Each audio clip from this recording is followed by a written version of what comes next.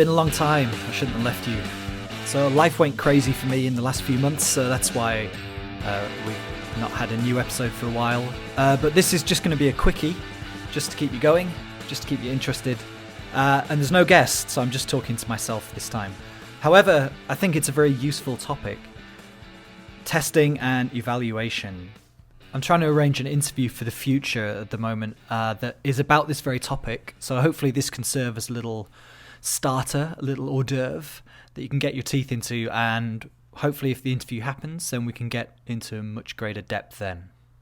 Now, at some point, we've all had to evaluate or assess a student's English or a whole group of students' English, whether it's just for a placement or it's the end of a course. But we don't really get trained on it. We get trained on the methodology of the classroom, but nobody really tells you how to make a test. So it's very interesting when you really start pulling apart testing procedures and even the questions themselves, how often they are stacking the deck against the students. Most of what I'm going to tell you today comes from an excellent textbook called Language Assessment, Principles and Classroom Practices by Brown and Abeywickrama. So I'll put that link in the show notes so you can find that. But it's an excellent book. I highly recommend it. So from the book, I've broken it down into 5 main principles. So they are practicality, reliability, validity, authenticity, and washback. Now, because each category has subcategories, to make it easier for you as a listener, I'm going to do it like the old books on tape in the 1980s. So for those of you not old enough to remember what that is, every time you had to turn the page, you would hear a sound that was relevant to that movie or that story. So in this case, every time we're onto a new main category, you will hear Chewie go. All right, so with that said, so first is practicality. As that suggests, that's all the practical parts of putting together the test. So for example, time constraints, any administrative elements, the cost of actually doing it. So for example, you could have created the most amazing perfect test, but if that test needs to be one-to-one with a student, and it takes 45 minutes per student, and you have 200 students, then that's just not going to work. It's not a practical way to give that test. And so there's the trick, really, the art of creating this amazing test, but also the reality of having to give it. Other parts of practicality include the cost. So, for example, you need to produce 200 test booklets, but one of the pictures needs to be in colour for the students to answer the questions. Then, well, that's going to be included in the cost. It's going to raise your budget. Along with other things like if you need microphones or other kind of technology. That all has to be considered. Practicality also covers grading time. How long does it take you to actually score each student? This is one reason why multiple choice questions, multiple choice tests are very, very popular. They're incredibly fast to grade because a lot of times it's not even a human that's grading it, it's a computer. Other things for practicality include the reporting method for the results and, do the students know how to find their results? Do they get feedback or do they just get a number? And so on and so on. The second principle is reliability. Now, reliability gets split into 2 parts. So first is the test itself, and the second is inter-rater reliability. Firstly, with the test, do the procedures give every student an equal chance? So, for example, if you're photocopying the answer sheet, are all those question and answer sheets readable? Or have some of them gone a little bit blurred or smudged? If you're using sound cues, then can you hear those clearly in every part of the room? So the same thing with video, like can you see it, can you hear it in every part of the room? And even other things like temperature, lighting, and so on. I'm sure we've all had tests where we're either sweating away or we're seeing our own breath coming out. So those are the parts of the test that need to be reliable. Does everybody get a fair crack of the whip? The next part is the inter-rater reliability. Now, I think this is the problem that most of us have probably experienced quite often in our teaching careers, is different teachers getting different results, often with the same student if the student is retested for some placement, for example. So this comes down to criteria and kind of testing the test before giving it. So firstly, is the criteria very clear? Is it open for wide interpretation? And have all the examiners or of all the teachers been given thorough training on it? So one problem that frequently happens is a test has not been trialed with a group of comparable students to check for any possible mistakes or errors. Questions, for example, that you can give more than one answer and that could be technically correct. One fantastic example of this that I heard on the No Such Thing as a Fish podcast was from the British Citizenship English test. It was a multiple choice test. And the question was, have you finished with the newspaper blank? Now, there was 4 options, but 3 of them were now, already, yet. Now, the answer they wanted to get was yet. However, think about that. With no context, have you finished with the newspaper now? Well, that could work. Maybe somebody's angry. Have you finished with the newspaper already? Well, maybe you read it super quick. Have you finished with the newspaper yet? Just means that you want it. So without any context, 3 of those answers could possibly be correct, but only one of them would be scored as correct. If more than one answer can be given, and you've just discovered that in the middle of the testing process, then are you giving a point for either answer, or are you sticking to your guns with the original answer, and so on? But also, are all the instructors or all the examiners giving points in the same way? And this is what frequently happens with tests that have not been trialed, is that you discover these problems or these ambiguities midstream, and you have to start changing your scoring system. So firstly, do you give a point for any of the possible answers, or do you stick to your guns with the original answer? And also, are the other instructors doing the same thing? If there's more than one instructor or more than one examiner, and you're going to pool all of these scores at the end, are those results reliable across every instructor or every examiner? So this really highlights the importance of pre-test trialing and training to make sure that there is no subjectivity, or the subjectivity is as controlled as possible in order to have all the raters scoring reliably. Which brings us to the final possible problem, which is fatigue. Now, we're all human beings, and if we have to give 50 speaking tests in a row, there are going to be periods where you just feel tired, you've heard the same answer again and again and again.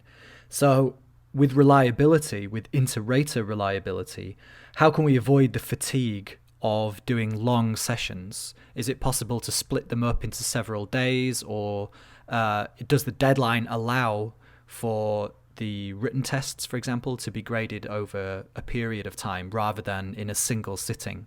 So again, all these things need to be considered in order to have reliability, that an A on one day is an A on the next day, and a B on one day is still a B on the next day. Next is validity. This is probably the biggest and the trickiest of all these principles. So one question you could ask yourself is, am I testing what was taught in the classroom? Now, it may seem obvious, but quite often when you look at testing procedures, it's not necessarily clear to the students what is being tested.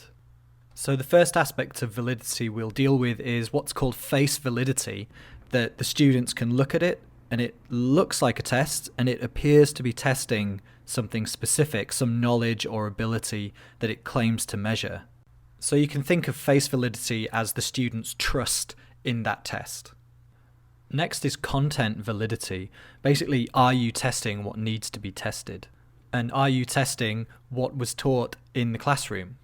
The objectives and goals of a particular course.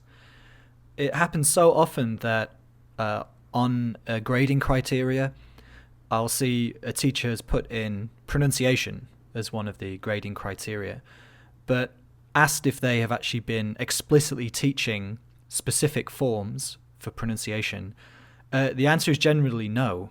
So the students are actually being graded on something that was not part of the objectives or goals of the course, and certainly not in any explicit, specific way. Another example I saw involved a teacher who had used a passage about a magic trick. It was describing a magic trick.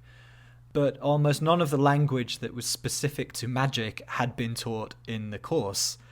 So this was really confusing for the students because they were being tested on something. However, the passage was full of language that they had never seen before. One of the potential pitfalls of content validity is that it's very difficult, almost impossible, to test only one thing. So, for example, if you're testing listening, the answers have to be given either orally or written. But that leaves this open for some problems when grading. So, for example, let's say there's a listening test with a fill in the blanks, and the answer is cup, C-U-P. The student writes cop, C-O-P. Now, when you're grading that, is that a listening problem or is that a spelling problem? It's very difficult to know if they heard the word cup, C-U-P, but had a spelling problem, or if they heard the word cop, C-O-P, and wrote down exactly what they thought they'd heard. So we must remove as many of these contaminating variables as we can in order to make a test valid. Similarly with question prompts, the validity can be questionable. So for example, in a speaking test, and you ask the student, which countries have you been to? And they respond, I have been to Australia. Does that response really demonstrate an understanding of present perfect, if that's what's being tested? Or are they simply repeating the question in a statement form? In many university conversation classes that I've been involved in, the department policy has been that the students are sent home with some potential questions that could be used in a final exam or a midterm speaking exam, and they will randomly be asked 1, 2, or 3 of those questions. Maybe there's 10 or 15 possible questions. But whilst giving that test, I can never really be sure that they actually understand what they're saying. They know how to give the answer because they've had the question and they've used the textbook to practice that answer. But as far as a valid response or a valid score that I can say this person definitely knows how to use those forms or those particular language items, I can't honestly say they can because everything has been prepared. It's very rote responses. So again, really the validity of those kind of tests are pretty questionable. Next is the impact or the consequential validity of the test. Now, this means that the results of the test can affect how the student feels whilst taking the test. For example, is the test simply a placement for a weekend English camp? In which case, there really is not much pressure, and the consequences of not doing very well are not great in the big scheme of things.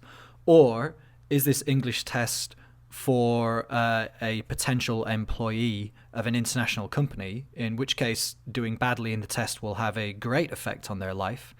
And this can affect the motivation of the students, the performance in the course, their desire to learn independently, study habits, attitudes, and so on. The next main principle is authenticity. Now, as that suggests, is the language used in the test or the language expected in the test authentic? Does it replicate real-world language? Now, this can be a bit of a slippery term, and you could definitely debate on what authentic language actually is. However, one way of testing your own test is, could that task be realistically expected in a real situation, in the real world? And therefore, what kind of language would be used in that real situation? Which links directly to the problem I discussed with the British citizenship test, is, are the items contextualized or are they isolated? If they're not contextualized, then this can cause some real big problems with multiple possible answers, and answers that you were maybe not expecting. And this context is not just about the background situation. It also includes the thematic organization or the storylines that could be throughout the item. So in essence, is there some real-world expectations where natural language could be used in a specific context? And finally, possibly one of the most difficult things for a test situation is the language meaningful, or are the items meaningful, relevant, and are they interesting topics? And again, going back to the magic trick description example, that could be interesting for the students, depending on who it is. But also, is it contextualized? Why are they reading the instructions to a magic trick?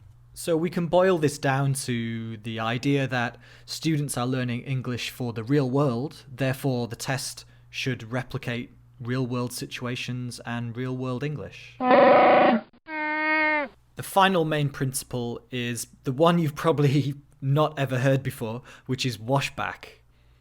So let's think of it from this perspective. You've taken a test, you've gotten your results, and you got a B+. And that's all you know. You don't know what you did well at, you don't know what you did badly at. All you know is you got a B+, and that is your score. So the principle of washback is that there is some feedback from the teacher in which the students can grow and actually benefit from taking the test. So in theory, every test should have some kind of follow-up where the students can learn their strengths, their weaknesses, and some advice or strategies that they can use in the future. The test should not be the final day of the semester or the final day of the course, and then you can just forget everything. That's fine, you're finished, it's over, here's a number or a letter. So with this episode, we really just scratched the surface of this subject, but hopefully it's given you enough to think about that, fingers crossed, if I get this interview later in the year with a true specialist, a true expert, that you'll have already had something to think about before we get into it. So you can send me messages on Twitter at MOTcast, or you can email me from the website mastersoftesol.com. And let me know what you think. And thank you to all the very kind people who messaged me to check whether I died or not, because there's so long between the last episode. So yes, I'm alive, and I appreciate you asking. So I hope you enjoyed this one. The next one will be a proper interview. It's just taking a while to actually edit it. So hopefully I'll have some time coming soon. Anyway, thanks.